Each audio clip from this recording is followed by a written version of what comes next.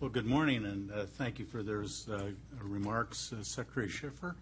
I'd like to thank our hosts, NBR and the Wilson Center, and I'll forego any more elaborate thanks in the interests of time.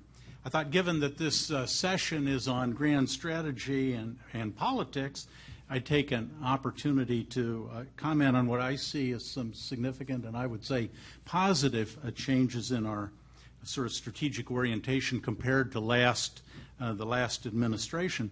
Let me start by saying I agree very much with the proposition that to get China policy right, we need Asia policy right.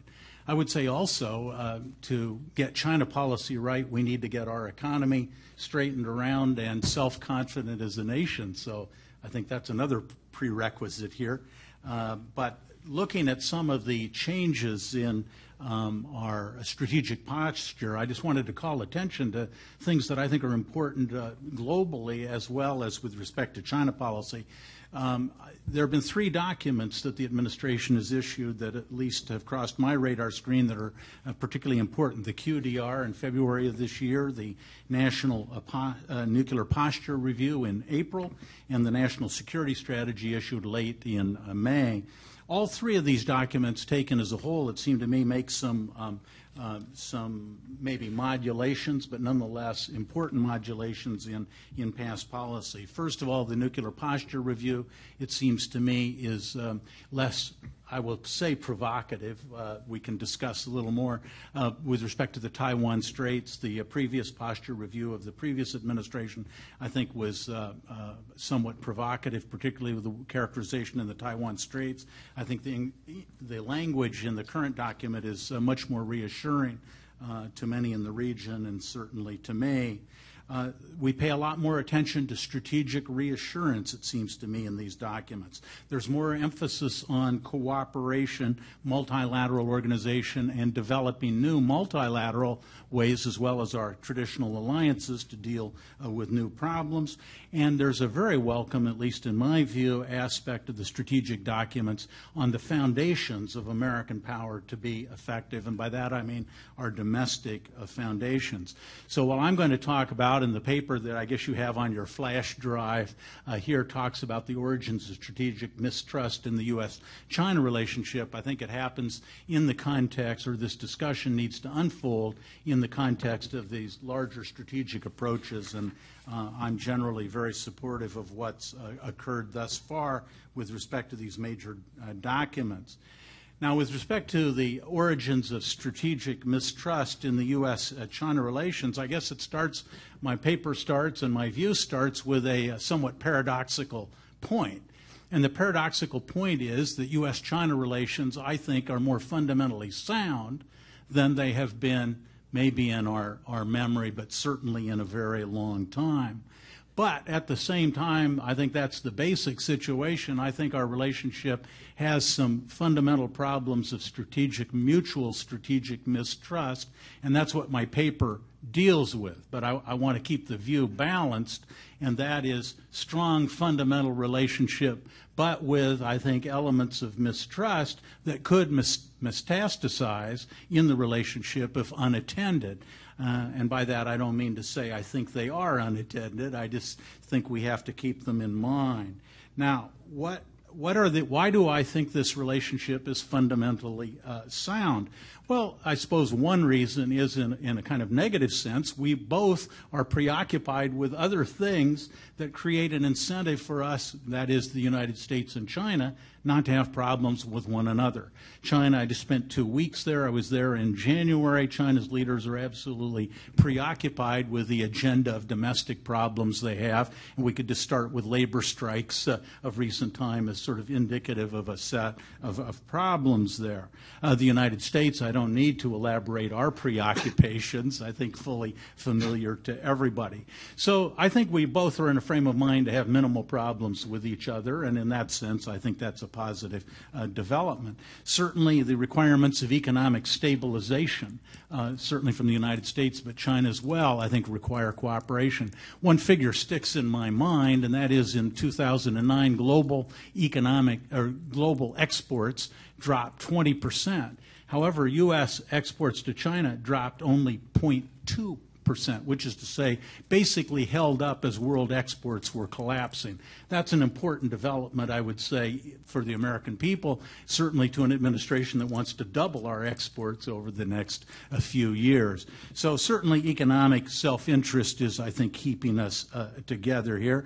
And then if we have a broader concept of security, certainly many of the security problems we now face derive from interdependence, whether it's global supply chains, viruses, all of the interdependence issues associated with climate change, the environment, proliferation, and so forth. So we have to have cooperation if we're actually going to deal with the existential threats that we face. So that's why I say, just sort of telegraphically, this relationship is sounder than we often by focusing on the problems. Nonetheless, my paper focuses on the problems and the worries, and that's strategic mutual suspicion. I identify in the paper what I see as 4 broad kinds of headings of the origins of strategic mutual suspicion. And certainly one, I think, and I make reference in the paper just because it's current and people are reading foreign affairs, to a recent article by Robert Kaplan on the geography of Chinese power. But I think there are many other pieces in this general genre. But the source of mistrust that I think it's very important that we avoid is not defining U.S.-China relations in a way that there is no win-win solution. I mean, it's very important how you define the problem that you're setting out as a nation to solve.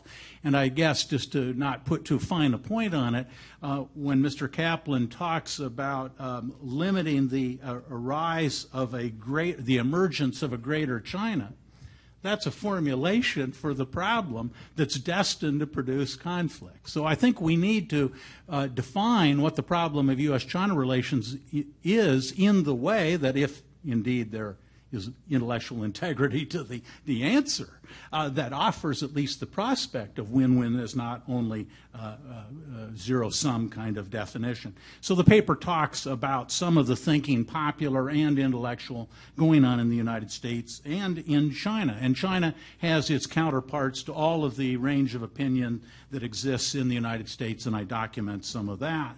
A second area of mutual mistrust, and all of this deserves a lot more discussion than it can get, but is what I see as a danger, well, at least a worrisome miscalculation of the power of China in the American public, and indeed in many intellectual and pundit circles, and also in China, what I would say is a dangerous miscalculation of American power, and I elaborate quite detail in the paper.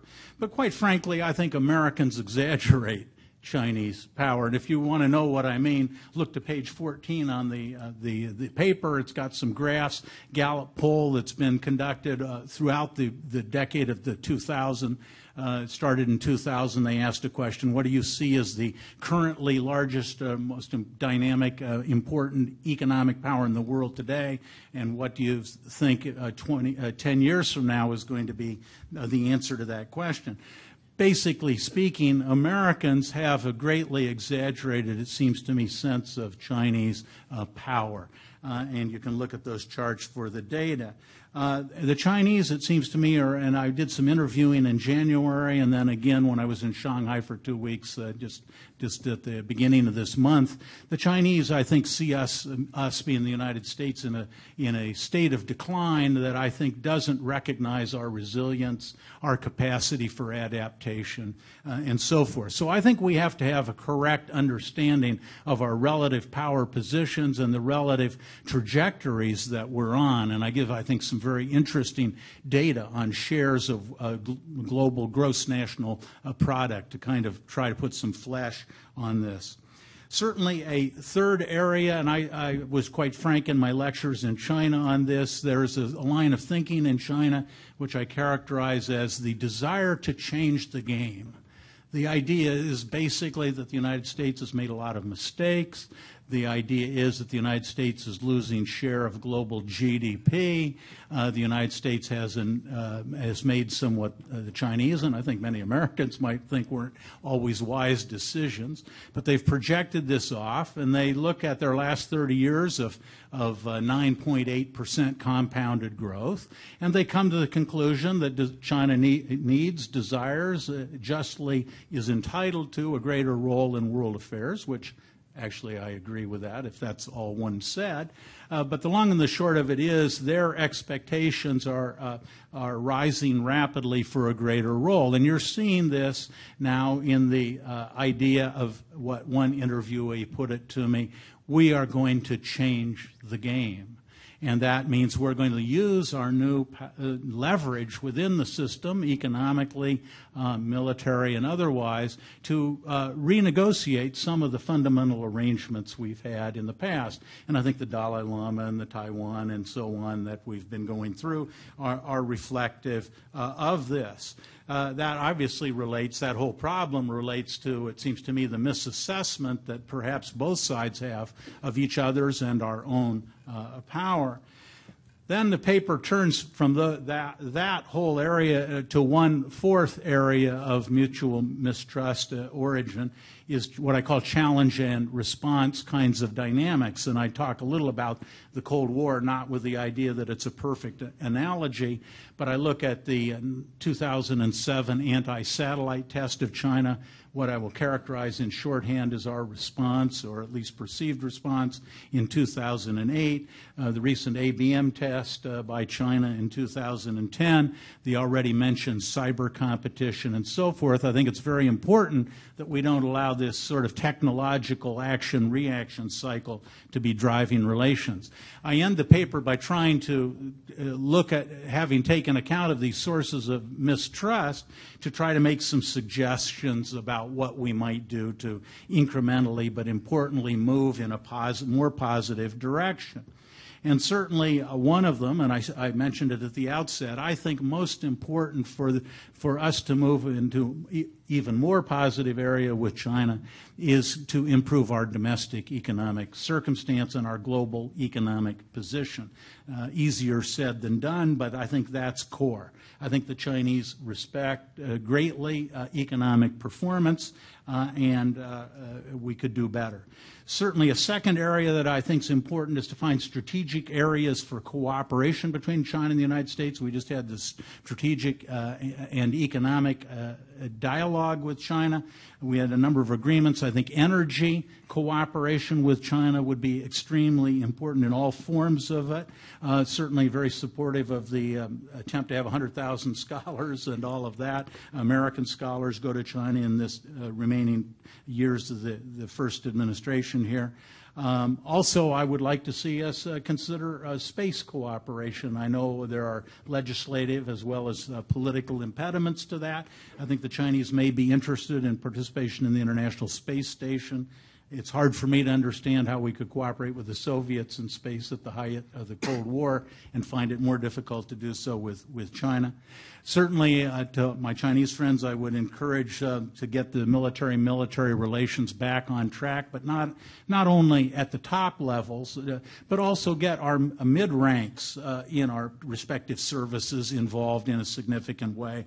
And I think that hasn't happened for a long time. Finally, in the interest of space, I'll just say one last thing, and that is on export control. I've been very heartened by what Secretary Locke and Defense Secretary Gates have said about export control. It's an extremely difficult political task to accomplish, but I think that would go at least some distance increasing mutual strategic trust. Thank you.